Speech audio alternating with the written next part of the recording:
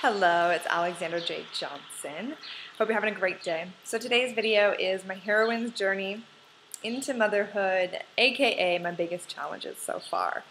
And my intention for this video is just to share my process. It's going to be sharing my journey and some of my challenges and what I've learned and how I'm navigating motherhood.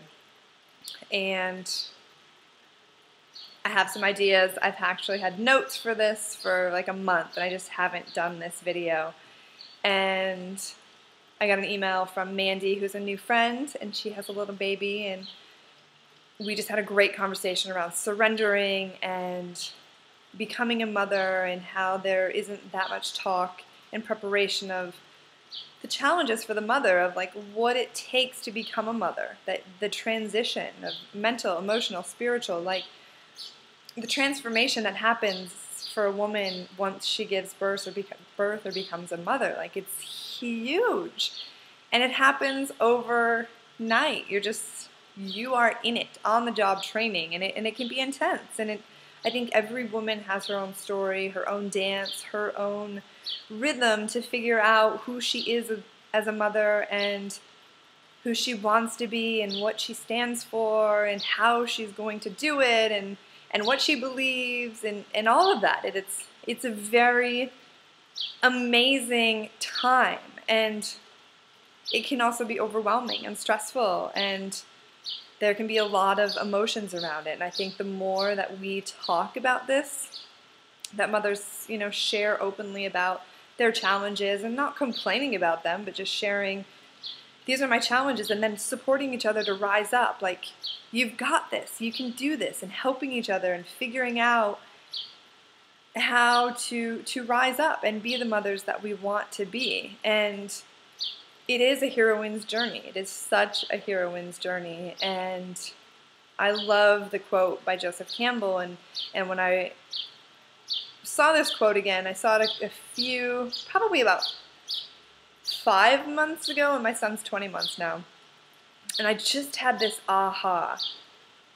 Then the quote is, "You must be willing to give up the life you planned in order to live the life that is waiting for you." I think that's right. I hope it's right. But the idea of that just like hit me of, wow, I must give up the life that I planned. And there was a part of me that was holding on to my life before my son was born. And the freedom and the spaciousness and the creativity and the mental stimulation and just life before having a child. And then I was in this other, I was kind of 1 foot here and 1 foot here, and I love being with my son, and I love being a mom, and it's so much fun, and it's like a whole new reinvention. But there was kind of this like, emotional dance of like, and you can't go back. Like, once you're a mother, you can't go back. And I love my son. I can't literally imagine my life without him. Like, I love that kid. Every time I see him smile, every time I hear him giggle, my heart just like, And there's this quote, something about when you become a mother, your heart is forever walking outside of you or something. And when I read that before a mom, I was like, that's a little weird. And now I get it. Like, he is me. I am him. Like, he's the light of my life. So this isn't about him and my love for him. This is just about me and my emotional, kind of spiritual stepping into motherhood. And I think we need to be gentle with ourselves in the process of doing this, because it doesn't mean that we don't love our children if we're stressed and we're overwhelmed and we're trying to figure it out, and we wish that we had more time, and we wish that little people didn't need so much love and attention and care, and that they didn't cry, and they didn't have temper tantrums, and that everything was just like peaceful and rah rah rah with kids. And so where was I going with that? It can be challenging. I think we just need to be honest about the challenges, and that has been my biggest process. My biggest challenge has been, I thought that I was going to just work and have my son, and that's just what, he would be over here playing and I'd be working.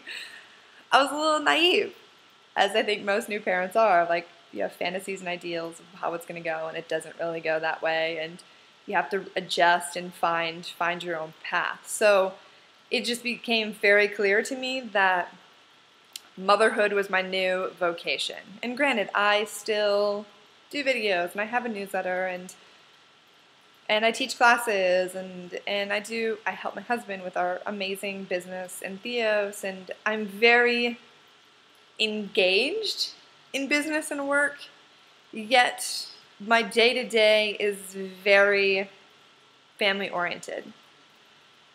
Taking care of my son, making 98% of our meals. We do have somebody who helps clean, and also I have somebody that comes 2 days a week to give me a little bit of time to do videos and just to kind of have some spaciousness, which is awesome, and I'm super grateful to have her support. So I do have support around that, but my main gig, my main vocation is motherhood. And that feels like it's my destiny, my dharma, where my soul wants to be. But it hasn't been easy. There was definitely a period for me where I'm like, oh, I just want to go back to being able to work and create like I did before. And I used to kind of have this feeling of, I wish I had more hours in the day so that I could create and do all that I wanted to do there, and also be with my son, all the time. And I had to let go of that. And, you need to let go of the life that you planned in order to live the life that is waiting for you. And I'm not the type of person who can get by on 5 hours of sleep. Like, I am in bed an hour after my son goes to sleep, and I sleep as much as I can because I love my sleep, and I love a lot of self-care. So something had to give. I was not going to be a tired, cranky mama. I am committed to feeling good as much as possible, and I know what makes me feel good, and stressing myself out and working and staying up late and whatever just does not work for me. And if it works for some moms, which I know it does, they got superpowers that I just don't have currently. So I've had to surrender to motherhood, and I've had to also find my own path. And I have a lot of friends who work and are moms, and they run businesses, and they're like fully engaged with their businesses, and they have kids, and I so wanted to be that. And in many ways I am, but in most ways I'm not. I'm not really that into the business and stuff. I'm more into researching about parenting and kids stuff and family life and home stuff and cooking and figuring out how I keep our whole house organized. I've just stepped into this domestic goddess, and it wasn't what I planned. I didn't really think I was going to be that into it, and I am. I like it. There's something beautiful about having family rituals and cooking our food and doing dishes, and I've just really opened up to family life being my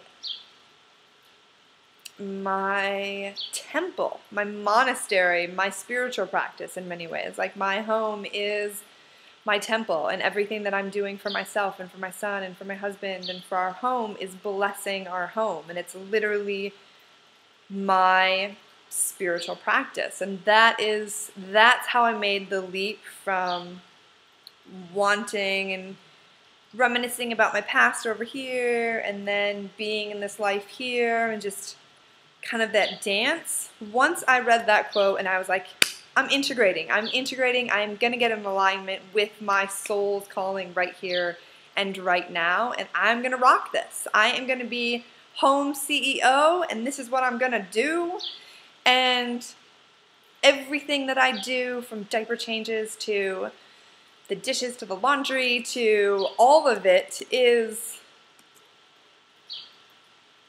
it's my life's work. It's my purpose. It is the season of my life. So once I made that, it's been so much more easy. And granted, there's still times where I compare, or I fantasize, or I wish, or whatever.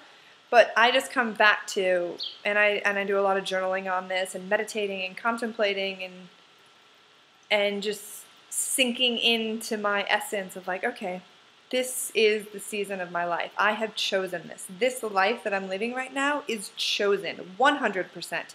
At any point, I can choose to change it. And I think it's really empowering for women to say, at any point, you can change it. I could, if I felt it was necessary for me and my family's well-being, to hire somebody, a full-time nanny. I could do that if I wanted to. It's not what I want to do. And it's not what I want to do at all. Like this, when I ask my soul, my heart, like what is calling to me right now, it is this. It is motherhood full on. Like, how do I be present? How do I be mindful? How do I be a loving presence to my family? Like my energy and who I am and who I am being is the tone of the family. It's the tone of the house. If I'm in a bad mood, it impacts my son. It impacts my husband. It impacts our whole family dynamic. So I've chosen to make this my life's purpose currently. And like I said, this is a season, and it's probably going to be a season for the next 15 to 20 years. And I'm consciously choosing it. And so I think for us as moms, it's really important to get clear about what you're choosing, why you're choosing, and get in alignment. Like, be in integrity with your soul's calling. Don't do something because somebody else is doing it, or that's what that mom does, or yada yada. Whatever feels most resonant for you, you have to do it. So that has been my process, and really owning that and stepping into that. And like I said, it wasn't how I thought it was going to be, and I'm sometimes shocked like what I'm interested in right now, but it's totally changed me. And I think being willing to let motherhood change you, it's such fertile soil for transformation and reinvention. Like, this is an amazing time for you to reinvent yourself. Like, who do you want to be? Who do you want to be as a mother? Who do you want to be as a wife, a partner? Like, who do you want to be? This is the time to step into that and to get really clear about who you are and who you want to be for yourself and for your child, and then rock it. And give up perfectionist tendencies. I've had to just realize I can't have it all. And, well, I can have it all, just in different ways, and just redefining what having it all is. Like, I feel like I am having it all because I get to do everything that I want to do. I can't obviously be creating 24/7 or being with my child 24/7, but I feel like I do have everything that I want. And in those moments where I feel like I'm tired and I wish I was doing something else, or that I had a different vocation or something more fabulous and amazing, I come back to, I'm choosing this. I'm choosing this life. I'm choosing this path. I am choosing motherhood. Like, it's an empowering choice for me. So that's a little bit into my heroine's journey, my arc, my transformation, all of it. And I feel very happy with it.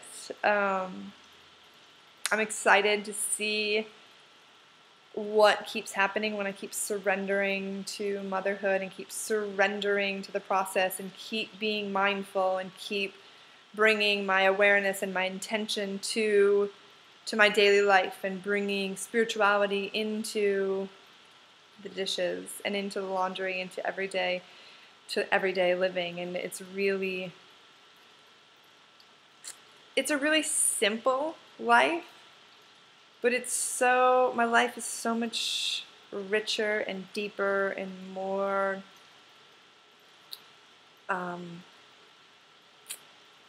magical and miraculous and connected. I think those are the biggest things for me. So this video is already really long. So if you stayed with me for 15 minutes as I rambled through my heroine's journey, thank you. I hope that it was helpful for you, that you got something out of this video and me sharing, and yeah, keep sharing your stories, keep being you. You know, all moms are going through their own process, so be willing to be vulnerable and be willing to say, this is my challenge and this is what I'm going through, and being willing to go deep with other mamas, because I think we're all wanting deep connection with one another, and wanting to support each other, and wanting to hear the good, the bad, the obstacles, like wanting to hear all of it. And moms are just amazing. Every mom that I've talked to is just so supportive, and you know, we all love our children and we're all doing the best that we can, and I think it's really important that we support each other and share our stories. So I hope you have a wonderful day, and lots and lots of mama love to you.